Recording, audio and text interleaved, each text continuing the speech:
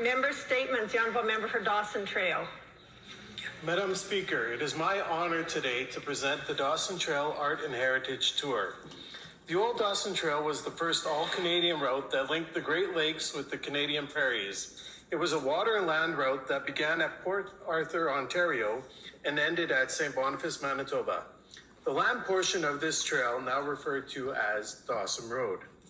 This trail was brought back to life thanks to a small outgoing group of individuals looking to take something great from our history and revamp it.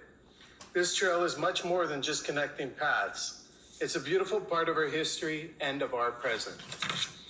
From 2019 to today's date, this dedicated committee has truly transformed the trail. They have made points of interest for visitors to explore, including landmarks that highlight the history of Dawson Trail. They also host an annual art tour featuring local visual artists and heritage programming. The trail functions as a new exhibit that will honor the early pioneers of the town of St. Anne and surrounding area.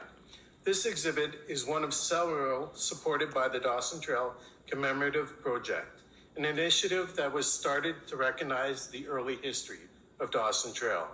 Please join me in recognizing and acknowledging the Dawson Trail Art and Heritage Tour as a remarkable piece of our history and future, as well as thanking the amazing group of individuals responsible for making this vision possible.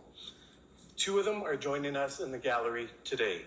I would like to invite my colleagues to honor our pioneer families and attend the unveiling of the Pioneer Park on June 5th at 2 p.m. in St. Anne.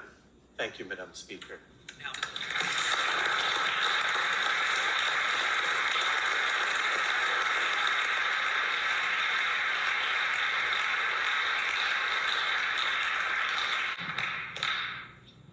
The Honourable Member for Point Douglas. Madam Speaker.